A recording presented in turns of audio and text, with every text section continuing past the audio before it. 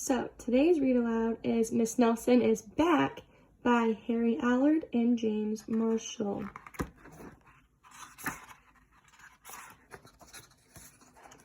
One Friday, Miss Nelson told her class that she was going to have her tonsils out. "I'll be away next week," she said, "and I expect you to behave." "Yes, Miss Nelson," said the kids in 207.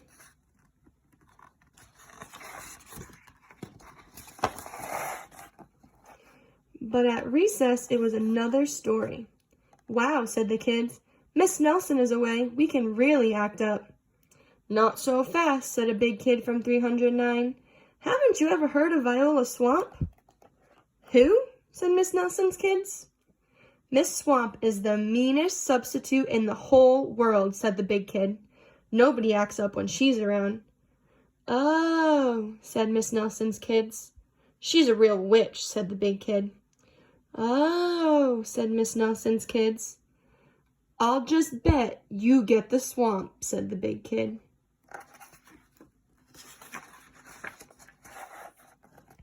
On Monday morning, Miss Nelson's kids were in their seats.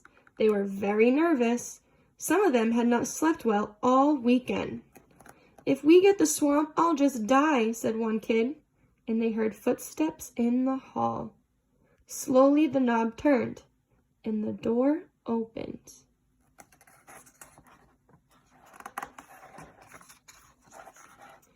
It was Mr. Blansworth, the principal. "I shall personally take over this class." Miss Nelson's kids were so relieved, but they soon learned that Mr. Blansworth was not a lot of fun.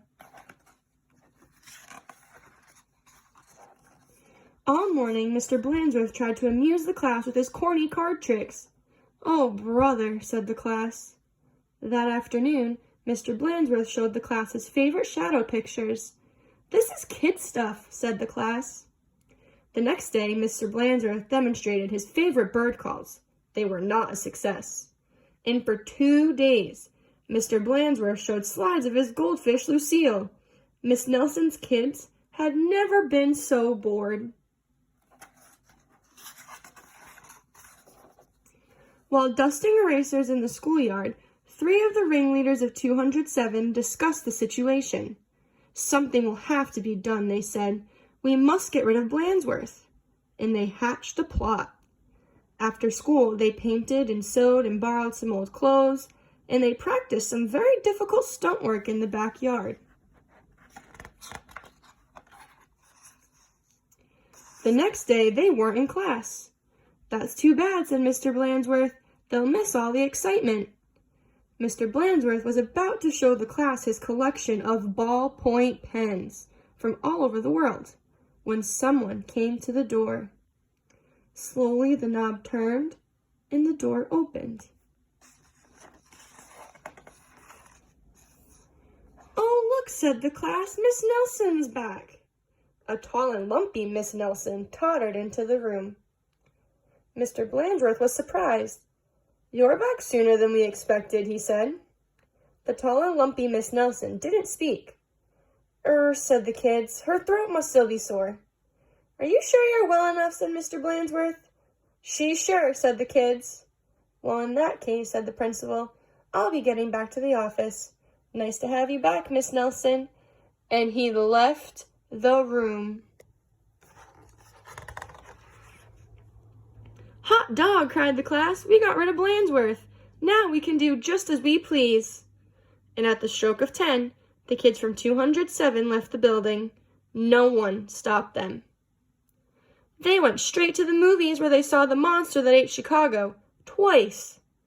"This is really living," they said.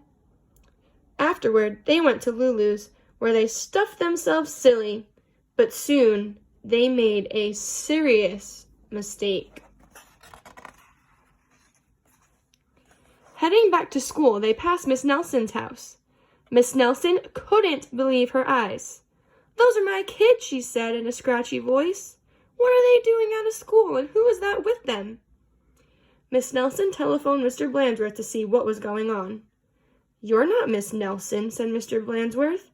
"Miss Nelson is back." And he hung up. "Can't fool me," he said. Said Miss Nelson. Something will have to be done. And she went to her closet.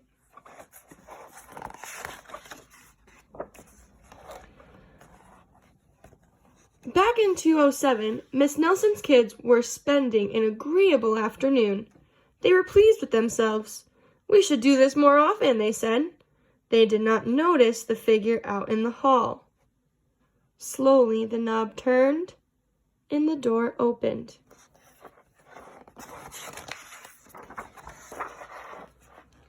"My name is Viola Swamp," said the lady in a scratchy voice.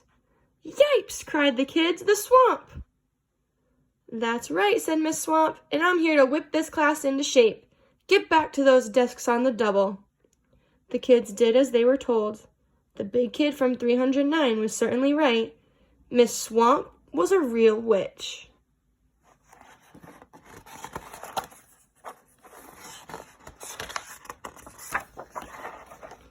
She knew how to get results. The class did a whole week's worth in no time.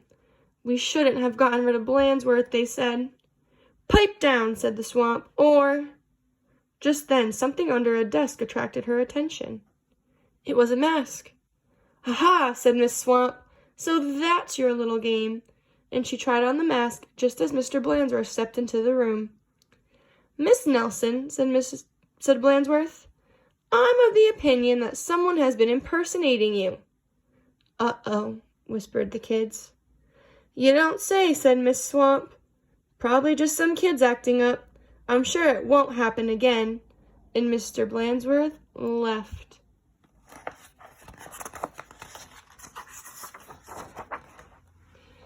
"And it won't, will it?" said Miss Swamp to the class. "Because the swamp will be watching." A minute later, Miss Nelson appeared. "I'm back," she said. "Hot dog!" cried the kids. "Are we glad to see you?" "Didn't you have fun with Mr. Blandsworth?" asked Miss Nelson. Said the kids. They decided not to mention Miss Viola Swamp, but they wondered why Miss Nelson hadn't seen her in the hall. And that is the end of Miss Nelson is Back by Harry Allard and James Marshall.